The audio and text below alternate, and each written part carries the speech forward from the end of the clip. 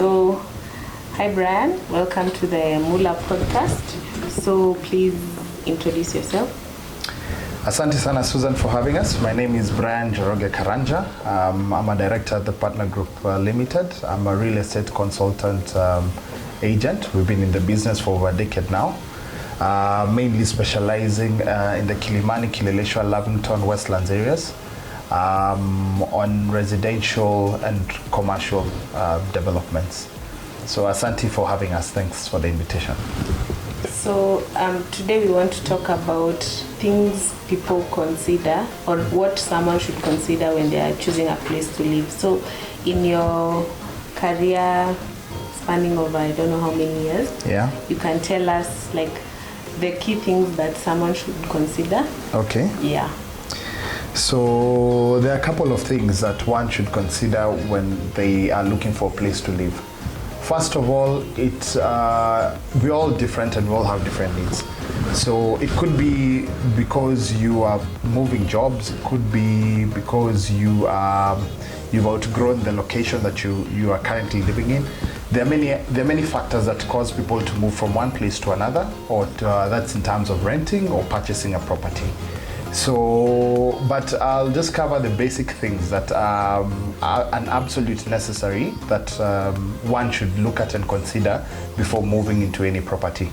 So security is a very big thing. So you need to ensure that the area that you're moving into or the development that you're moving into, security is not an issue, that they have taken the necessary measures to make sure that the security for their residents is actually taken care of. Water is a very big issue, especially in Nairobi, so you need to actually find out whether there are any water issues, find out whether the property has a borehole, and how frequent is the city council water. Because again, you don't want to move into a property where water is an issue, right? The other thing would be just looking at parking. Parking is a very big issue. It's now in Nairobi, especially if you look around what's happening in Kilimani, Kileleshwa, Nairobi, you find a lot of developments that are being put up where some developers are not providing enough parking. So you don't also want to end up in a situation where you're having to fight for parking with your neighbors. It sounds like a very obvious thing, but you'll find in most places people are always complaining about, not having enough parking. So those are some of the things that one should consider. Okay. So when people are looking for houses, what would you recommend? Like, should someone do it on their own nowadays, their agents, or should they look for an expert like you to guide them in the process? Like, what is recommended? I would always recommend that if you're looking for a place to buy or to move, always look out and go for an established agent or agency. Reason being, they have a huge portfolio of properties, and most of us are in 8 to 5 jobs. So when you're in an 8 to 5 job, you probably don't have the time to go around scouting for a property that suits your specific or particular needs. So that's where an expert comes in, and a good expert who want to have a sitting with you, whether virtual or physical, get to understand exactly what it is that you're looking for, and from their database or from the properties that are there in the market, they can shortlist a couple of properties that meet your specific needs, and then you can make time to go and have a look at the properties with either the established agent or agency. It's always advisable because there are a lot of things in the market properties in the market, and there are a lot of things a professional agent or agency will be able to pick up that you may not be able to see or pick up, or knows about the property. So I'd always recommend that you actually work with an established agent or agency. So in your day-to-day work, in your day-to-day operations, how many people reach out to you? Do most people reach out to you when they are looking to buy houses or rent? If you can give us like a percentage. So So yes, I would say a good number of people actually do reach out to established agents or agencies when they're looking, because it's like going to a buffet, for example. You walk into a restaurant and you have this buffet of like 200 types of dishes. You get confused, right? You don't know what to pick, right? But the decision becomes easier if there is only 3 choices. So for example, chicken, beef, mutton. You see, the decision is very simple. So when you're working with an established agent or agency, the work becomes much simpler for you. Especially if you know exactly what it is that you're looking for, then they will sit down and help you find the property that suits your specific needs. So yes, in terms of the percentage, I would say 80% to 90% of people actually do engage property agents when they're looking for property. Because again, like I said, even where we are currently, there's hundreds and hundreds of properties around us, surrounding us from the location that we're sitting in. And you don't know what is good, what is not good. You don't know the amenities that come with each of the properties. So yes, always engaging a registered agent or established agency is the best way to go. Yeah, so you've talked about an established agency and everyone wishes to get a good person. Yes. But we are in Nairobi. Yes. So, and I've heard a lot of stories of people looking for houses and yes. they end up meeting up with people who they think are agents. They even end up paying the deposit and rent. And yes. when they go to see the house, there's nothing. So what should someone look out for to know that this person is a con or this person is legit? Excellent, good question. I have also suffered the same fate. The first time I was looking for property, of course, close to our offices here in Kilimani, I felt up to a similar incident. There was a property that had been advertised online, a 2-bedroom apartment going for 30,000, and I thought, wow, this is such a good deal. Let me call up these guys and find out. So when I called the number that had been listed on the property online, the guy told me, yeah, in fact, you should send 10,000 deposit very quickly. Just come to Yaya Center, I'll pick you, we go. But there's someone who was just in the property and they're just about to pay. So if you can actually just do the 10,000 deposit very quickly, we'll reserve it for you and then you can do the balance on arrival. So that's what I did. I sent the 10,000. When I got to Yaya Center, called the guy, he was not showing up. So how do you know if someone is a con? So anyway, 1, if the deal is too good, just think twice, like run away. You need to do your research, and that's where now an established agent or agency comes in to actually guide you on the market value of the properties that, for example, you want to buy or rent, right? So they'll give you guidance on what the market ranges and values are. So whenever a deal is too good, run away. Secondly, there is nobody who walks around with a tag on their face saying, I'm a con man or I'm a scammer. So when it comes to being conned and scammed in real estate, it's actually very hard to know, right? It's actually very hard to know that actually you're falling into a scam or a con game. So the best thing, again, we go back to using a registered or established agent or agency. And now in the information age, you could do a bit of research. So you can go on Google, look up this person, who is Brian Karanja, and you see, you just do a bit of background research on them so you can get some information online. The other thing is, like I mentioned, if the deal is too good, run away. Then never, and I say with a capital NEVER, never agree to do any cash transactions.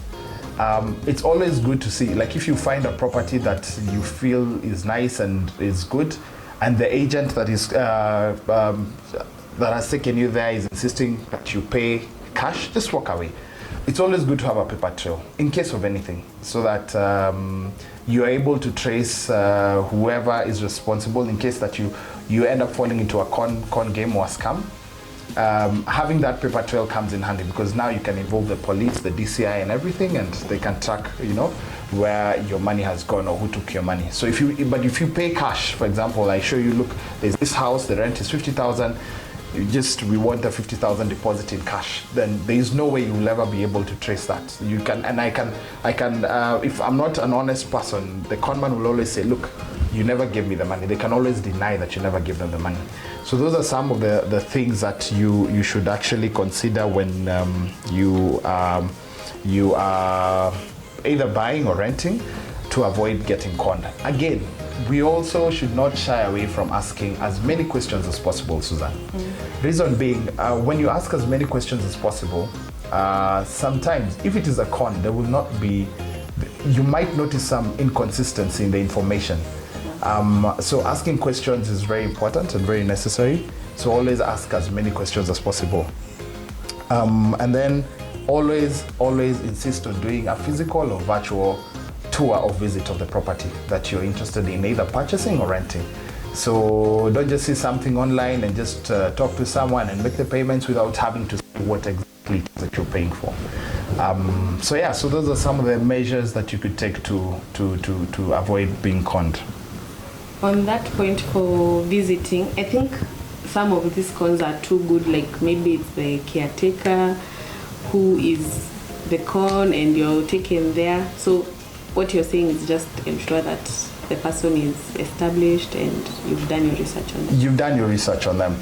And then it is always good to have to engage, for example, a lawyer to go through the tenancy agreements, whether tenancy or purchase agreements. So always also try and engage a lawyer who will help you in the due diligence process, but this mostly applies on the buying part of things. But also on the tenancy agreement, because you find some tenancy agreements are actually quite punitive. So you'd want to have a lawyer who can work with you and help you go through those contractual documents before you put your signature on any one of them or make any kind of commitment. Okay. And now because we're having this conversation on what to consider, like when does someone know that they need to move to a new place? So that's a good question, Susan. So there are many factors that cause people to move, like I said.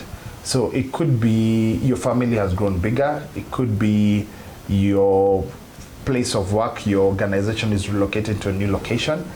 And it could just be that maybe the place that you are staying, the management, you're not getting the quality management services. So for example, there's always water issues or security issues. So there are many reasons or causes that could make one move from the current location to another. So that just varies from person to person. So, and it could be you've outgrown a particular location, or you're opening up a business in a new location. So it could be anything. Yeah. Okay. Any, like, apart from everything you've said, like a take home for someone listening to this podcast when they are choosing a place to live, what 3 key things they should do? 3 key things they should do. Well, like I said, now it depends on what the particular client is really looking for. But the most basic thing is security. You need to make sure that you're moving into an area that is secure. The property that you're moving into, the company that is doing the property management have put in place measures, good measures, to ensure that there is security for the residents. Something like water. Water is just a basic need. So you also need to do a bit of due diligence to just make sure that you'll never have water problems, because we have seen, especially in the recent past, there are properties that are experiencing that, and that can be quite inconveniencing, and especially if you have a family. And then accessibility. Accessibility is a big thing. Like you also want a place that's accessible for you and your family, you know? So those are, I think, the main key things that one should look at before making the move. Okay, I think my questions are done. So you're happy? Yes, I'm happy. And feel free. We like it when people actually get in touch. Feel free to get in touch with us. We'll be happy to help. So if you have any questions in the future regarding property purchase, you're looking for rental property within the greater Nairobi area, we'd be happy to just offer whatever guidance and support that we can, just to make sure that the process is seamless and easy for you. And so that it's a win-win for everyone. Yeah, we look forward to hearing from you guys soon. Okay, thank you for coming to the Mullah Podcast, and we hope to engage more. Asante sana. Thanks.